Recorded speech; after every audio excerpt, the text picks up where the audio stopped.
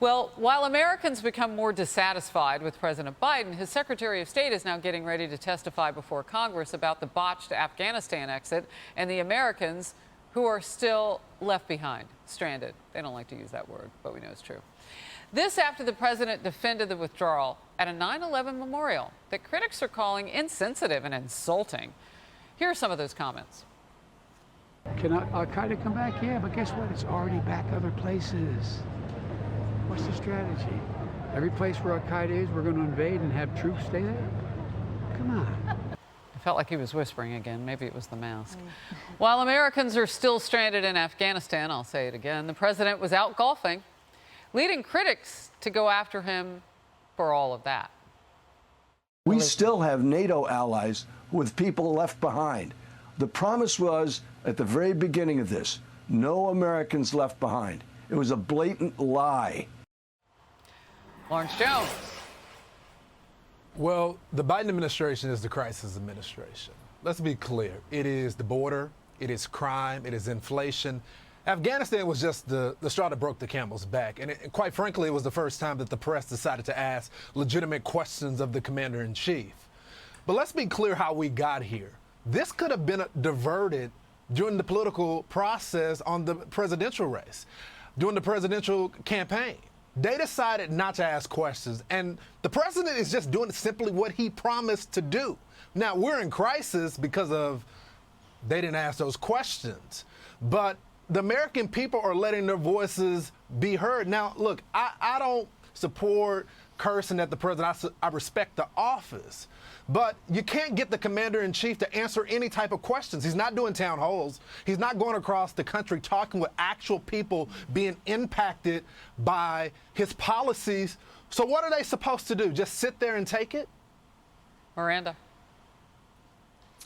Well, you're right. And obviously people are not sitting there and taking it. They're expressing their displeasure. And although I'm sure all of us here do not condone crude language, it has become a chant that has ripped across the country, first at college games, then you saw at the Yankees-Mets game on September 11.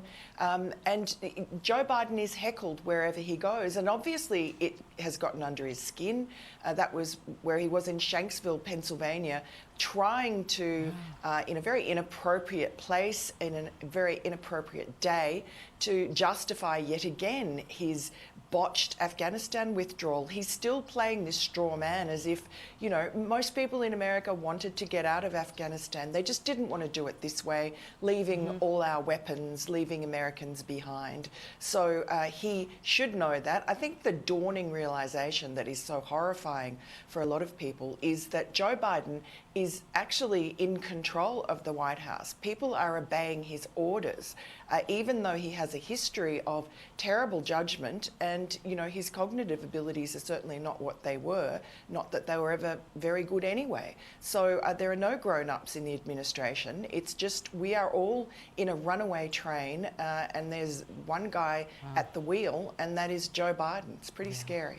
Well, I know that comments will be made about that. So, Miranda, you and I both said it on the air before. We're not doctors on that cognitive point, but what you're talking about is the gaffes and everything else, and the world can see that for themselves and make their own judgment. You know, Kaylee, I thought that this was where the president wanted to toggle to the vaccines. We didn't know what he was going to say. We got some embargoed comments like we always do, but we didn't have specificity that sometimes, like, former presidents have given us. Yeah. So when he made his announcement about a vaccine mandate, it was not the kind of toggle, nimble nature, get to this next topic away from Afghanistan that they may have hoped for in the White House press comms office. Yeah, that's right. Nimble and Joe Biden probably never belong in the same sentence together because he just simply is not that. You're exactly right, though. An adept press shop would say, let's move on to this issue. Let's change the talking points. Let's not pull us back by making those really wrong-headed comments, you know, at Shanksville as President Biden did. This has just been so wrong. Miranda talked about, you know, the history of bad decision making on Biden. We've seen this. You know, he sold us on a bill of goods of, you know, I've been here for 47 years. I know how it's done.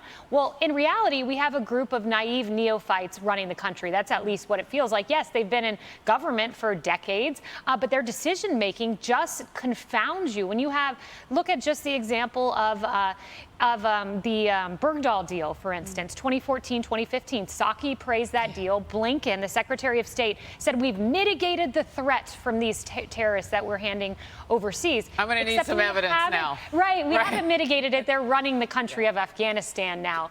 Leading, just one last point, the former CIA director for Obama to say, you have inspired jihadists around the world. This is Obama's CIA director who's saying this on the Sunday show. Well, specifically Al-Qaeda. Yes, that's what he said. Specifically Al-Qaeda. Specifically the possibility that we might be visited again on this soil by that hate. Exactly. You know, Emily, what I do find interesting now, though, is the president tries to go forward. He's so mired down by everything that Lawrence was talking about with the crises here and the crisis there and the crises, plural. I don't see a vice president that he's leaning on. Like, where is she, Kamala Harris? Such a great point. We know that she's missing in action, absolutely, and we know that between the both of them, every time they open their mouth, they make the situation worse. We also know that when they decide to act, they make the situation worse. And yeah, we see him trying to pivot, trying to divert, holding press conferences on COVID when the All America is talking about all we want to know about is the stranded Americans left behind in Afghanistan and the accountability for the 13 service members who died. For someone who campaigned on being ordinary Joe, who identified himself for the last 47 years as being the guy that you can bring home to your parents to talk about what kitchen table matters, impact how they impact your family.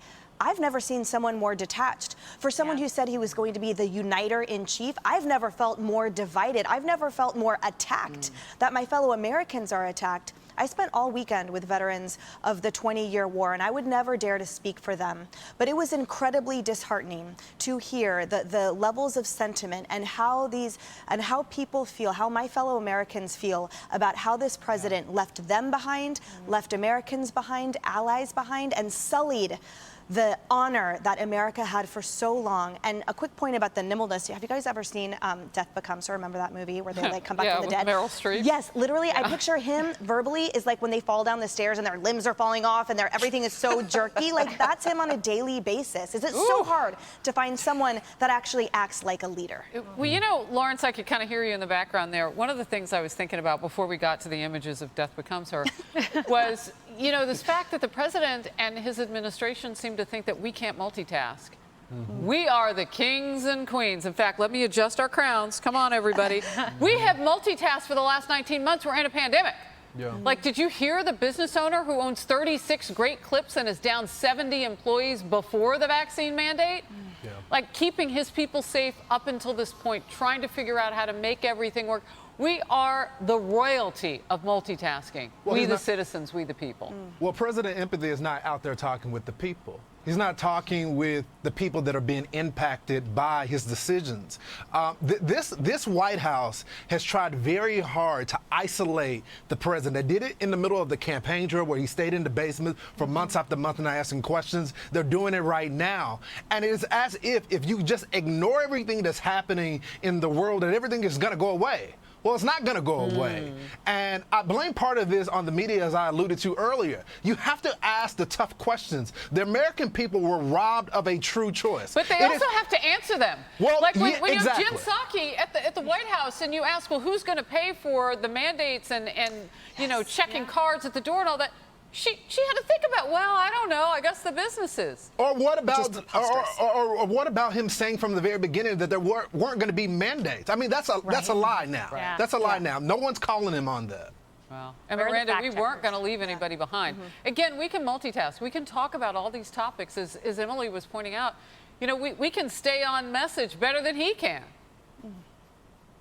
Yes, but he doesn't want us to multitask. He wants us just to concentrate on what the White House has decided is the point of the moment. And so he doesn't want us thinking about Afghanistan because it was a disaster. He doesn't want us focusing on the border. He just wants us on, the latest COVID fear campaign.